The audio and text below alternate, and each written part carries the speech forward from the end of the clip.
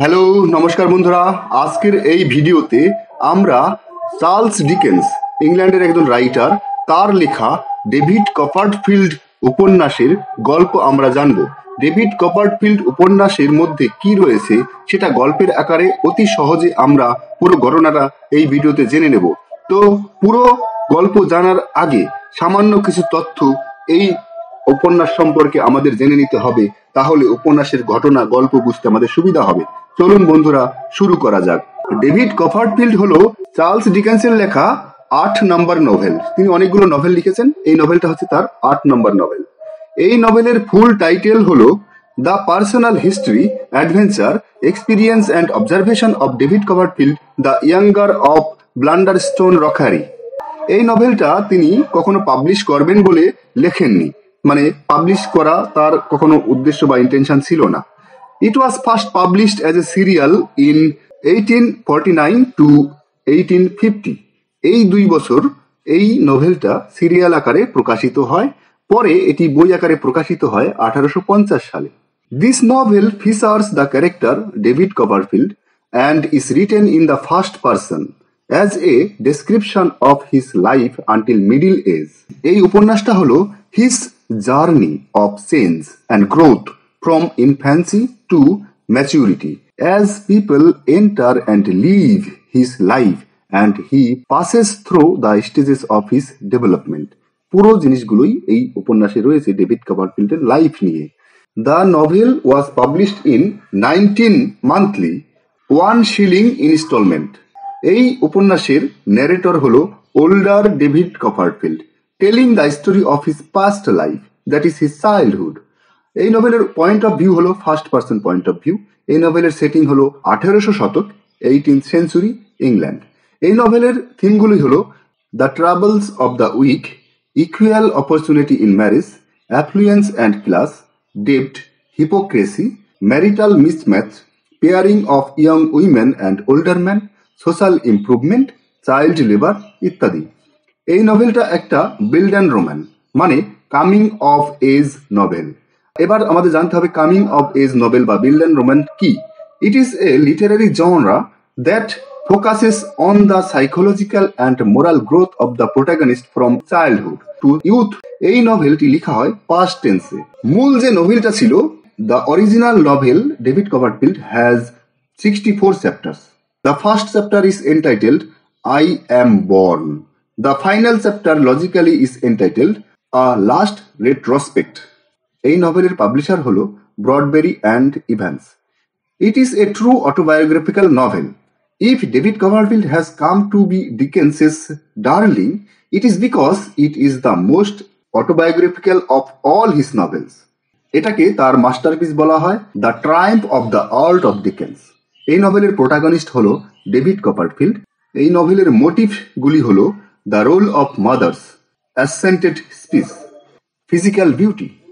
এই নভেল যে লাইনটা দিয়ে শুরু হয়, বিগিনিং লাইন, সেটা হলো whether I shall turn out to be the hero of my own life or whether that station will be held by anybody else, these pages must show.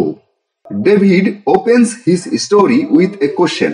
সেই কোশ্চেনটা হলো will I B the hero of my own life? এটার মানে হলো he does not know where his approach will lead him, that writing itself will be. এবার বন্ধুরা চলুন আমরা গল্পটার মধ্যে সরাসরি প্রবেশ করি। ডেভিড কপারফিল্ড ইংল্যান্ডের সাফক কাউন্টির ব্লান্ডারস্টোনে রুকারি পরিবারের ছেলে ছিলেন। তার জন্মের আগেই তার বাবা মারা যায়। ডেভিডের বাবার একজন পিসি ছিলেন, মিস বেটসে ট্রটউড। ডেভিড কপারফিল্ডের বাবার পিসি মিস বেটসে ট্রটউড। এই মিস বেটসে ট্রটউড খুবই দৃঢ় সংকল্প এবং খামখেয়ালি ছিলেন। বিয়ে হওয়ার পরেই স্বামীর সাথে গন্ডগোল হওয়ায় তিনি ফিরে চলে আসেন এবং তার কুমারী নাম পুনরায় গ্রহণ করেন। তিনি খুবই ধনী ছিলেন। মিস ট্রটউড ডেভিডের বাবাকে খুবই ভালোবাসতেন, কিন্তু ডেভিডের মাকে বিয়ে করার পরেই তাদের সম্পর্কটা খারাপের দিকে পৌঁছায়, কারণ এই বিয়েতে মিস ট্রটউডের মত ছিল না। বিয়ে করার পর থেকেই তিনি ডেভিডের বাবার মুখদর্শন পর্যন্ত করেননি। যেদিন ডেভিডের জন্ম হয়, মিস ট্রটউড সেদিন ব্লান্ডারস্টোনে আসেন এবং ডেভিডকে দত্তক নেওয়ার ইচ্ছা প্রকাশ করেন, কিন্তু ডেভিডের মা রাজি না হওয়ায় তিনি রেগে ওই স্থান ছেড়ে চলে যান। যাই হোক, ডেভিড তার মার কাছে খুবই আনন্দে বড় হতে থাকে। ডেভিডদের বাড়িতে একজন পরিচারিকা ছিলেন যার নাম হচ্ছে পেগটি। এই পেগটি হচ্ছে একজন পরিচারিকা ছিলেন। এই পরিচারিকাও ডেভিডকে খুবই ভালোবাসতেন। সবকিছু মিলে ডেভিডের ছেলেবেলা খুবই ভালো কাটছিল। মিস্টার এডওয়ার্ড মার্ডস্টোন নামের এক লোক প্রায়শই ডেভিডদের বাড়িতে আসতেন। তিনি ডেভিডের মাকে পছন্দও করতেন, কিন্তু এই লোকটির প্রতি ডেভিডের কেমন যেন একটা সহজাত ঘৃণা ছিল। ডেভিডের মা ক্রমেই মার্ডস্টোনের ঘনিষ্ঠ হতে লাগলেন এবং তাকে বিয়ে করতেও রাজি হয়ে গেলেন। ডেভিড এবং পেগটিকে কয়েকদিনের জন্য পেগটির ভাই এর বাড়িতে বেড়ানোর জন্য পাঠিয়ে দিয়ে সেই ফাঁকে ডেভিডের মা মার্ডস্টোনকে বিয়ে করলেন। বিয়ের পর ডেভিডকে নিয়ে ডেভিডের মা মার্ডস্টোনের বাড়িতেই থাকতে শুরু করেন। কিছুদিনের মধ্যে মিস্টার মার্ডস্টোনের বোন পাকাপাকি ভাবে থাকার জন্য মার্ডস্টোনের কাছে চলে আসেন। তিনি মার্ডস্টোনের চাইতেও বেশি নিষ্ঠুর ছিলেন। তিনি ডেভিডের মাকে এই বাড়ির সমস্ত অধিকার থেকে বঞ্চিত করলেন।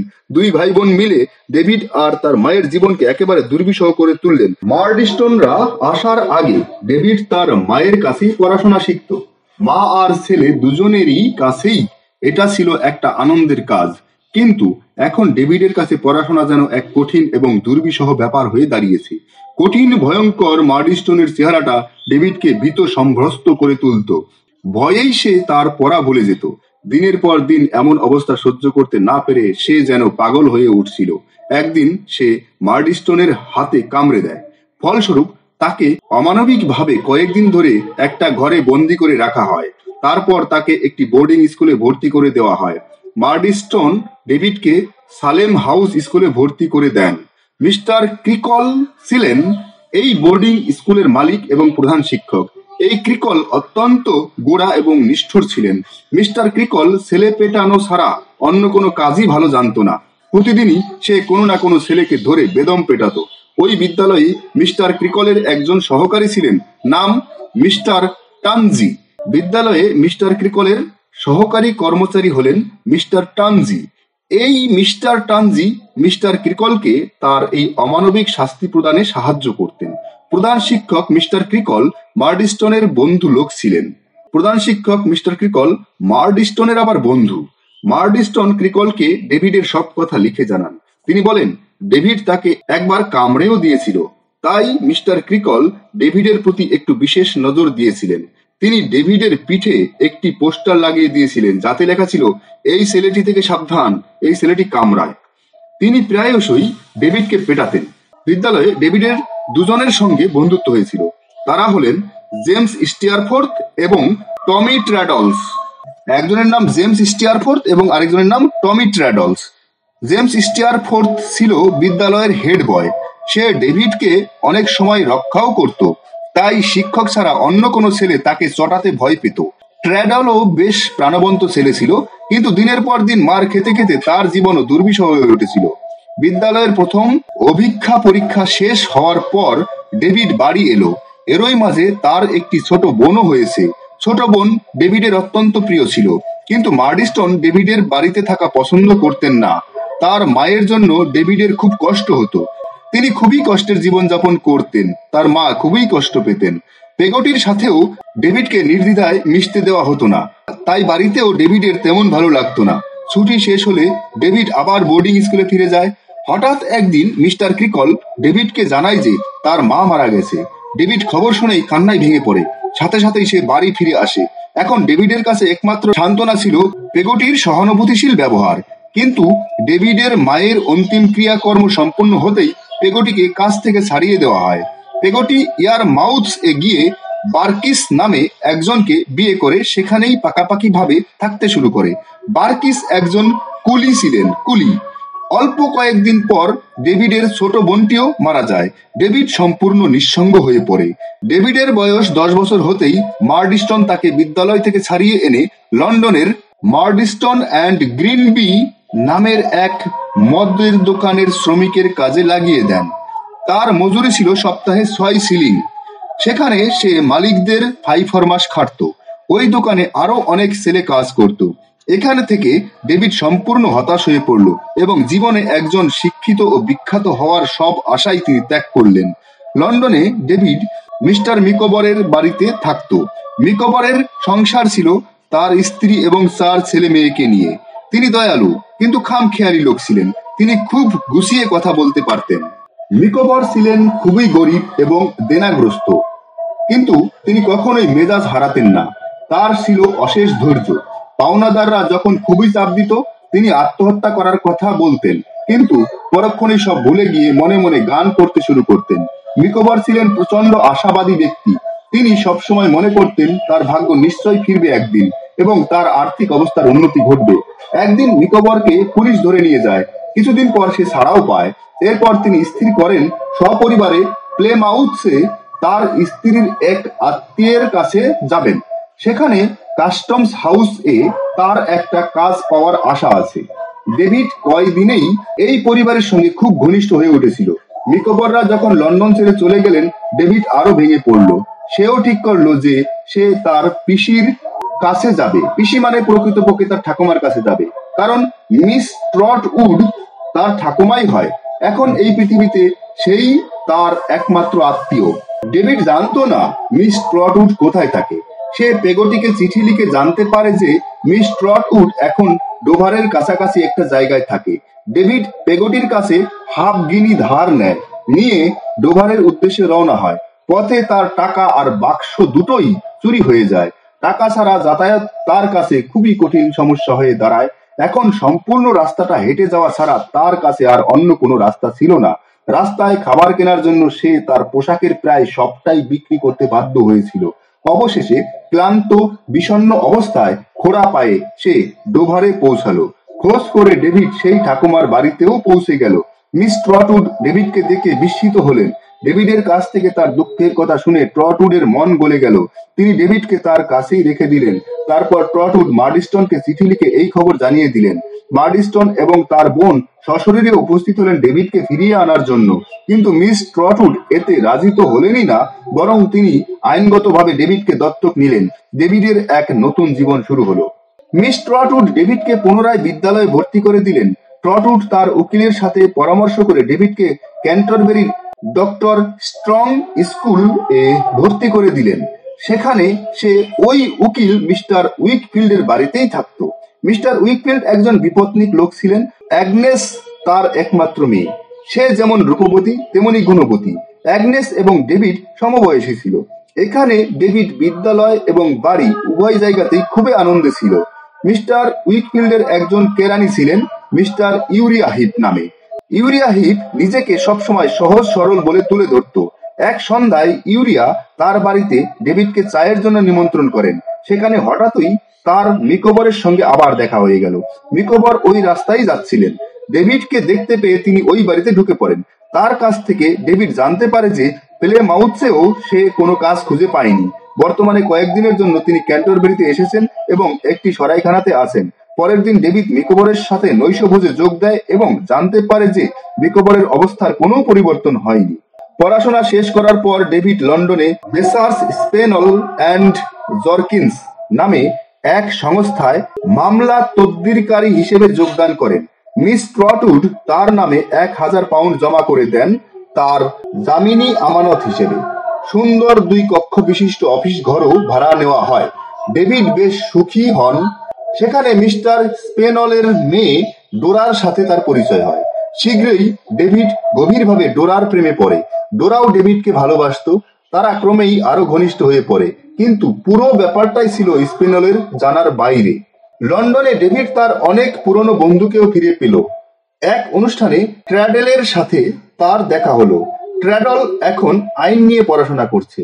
ট্র্যাডল এখন মিস্টার নিকোবরের সাথেই থাকেন। নিকোবরের অবস্থা আগে যা ছিল এখনো তাই রয়েছে। এখানে ডেভিডের সাথে mister Weikfield, mister urea heap এবং অ্যাগনেসের সাথেও দেখা হলো। তারা ব্যবসার কাজে লন্ডনে এসেছিলেন। ডেভিডের এই সুখের জীবনে হঠাৎ নানান সমস্যা নেমে এলো।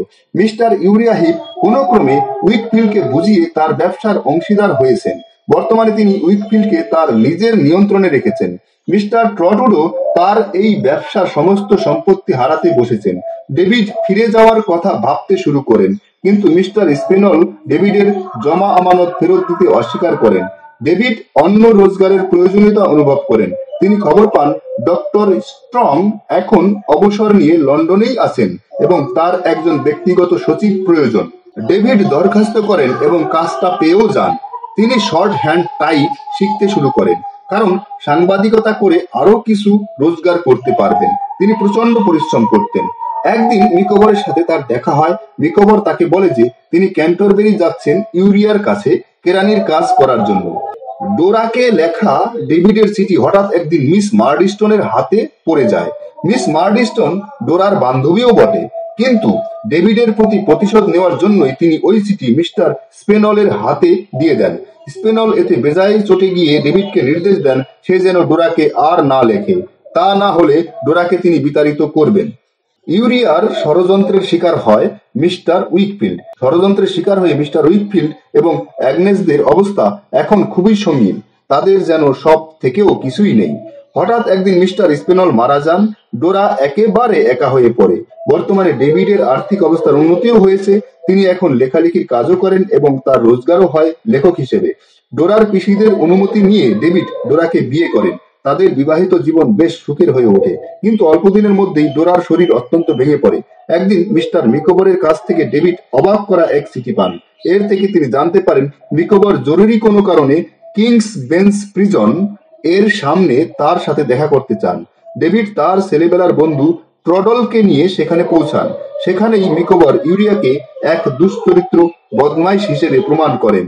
তার সব ষড়যন্ত্রের কথা ফাঁস করে দেন। মিস ট্রটউড, মিস্টার উইকফিল্ড এবং ইউরিয়ার মাকে ক্যান্টারবেরিতে ডেকে সবার সামনে ইউরিয়া হিপের কুকীর্তির কথা ফাঁস করেন মিকোবর। ইউরিয়া হিপকে বিতাড়িত করা হয়। মিস ট্রটউড তার সমস্ত সম্পত্তি ফিরে পান। তিনি মিকোবরকে অনেক টাকা দেন যাতে তিনি সপরিবারে অস্ট্রেলিয়ায় গিয়ে থাকতে পারেন। ডোরার অবস্থা আরো খারাপের দিকে যায়। ডোরার ইচ্ছা অনুযায়ী অ্যাগনেসকে লন্ডনে ডেভিডের বাড়িতে ডেকে পাঠানো হয়। অ্যাগনেস এলে ডেভিডকে অ্যাগনেসের হাতে তুলে দিয়ে তারই কোলে মাথা রেখে ডোরা মারা যায়। ডেভিডের দুঃখের আর শেষ থাকে না। তিনি মনের দুঃখে ইংল্যান্ড ছেড়ে গ্রামে চলে যান। সেখানেও তিনি গল্প লিখতে থাকেন, জীবনের অভিজ্ঞতায় গড়া করুণ গল্প। ট্রডলের চেষ্টায় সেই গল্প প্রকাশিত হয় এবং ডেভিড বিখ্যাত হয়ে ওঠেন। বেশ কিছু মাস পরে তিনি লন্ডনে ফিরে আসেন। তার প্রিয় মহিলা অ্যাগনেসের সাথেও দেখা করেন। তিনি এখন ক্যান্টারবেরিতেই তার ঠাকুমার সাথে থাকেন। অ্যাগনেসকেও তিনি খুবই ভালোবাসতেন। অ্যাগনেস একদিন ডেভিডকে জানায় ডোরা মৃত্যুর আগে তাকে অনুরোধ করেছিল সে যেন ভবিষ্যতে ডেভিডকে বিয়ে করে। ডেভিড অ্যাগনেসকে বিয়ে করে, কারণ এটাই ছিল ডোরার শেষ ইচ্ছা। ডেভিড অ্যাগনেসকে বিয়ে করে বাকি জীবন সুখেই কাটাতে শুরু করলো। বন্ধুরা, এখানেই এই ডেভিড কপারফিল্ড উপন্যাসের গল্প শেষ হলো। এতক্ষণ ধৈর্য নিয়ে শোনার জন্য সবাইকে অত্যন্ত গভীরভাবে আন্তরিকভাবে ধন্যবাদ।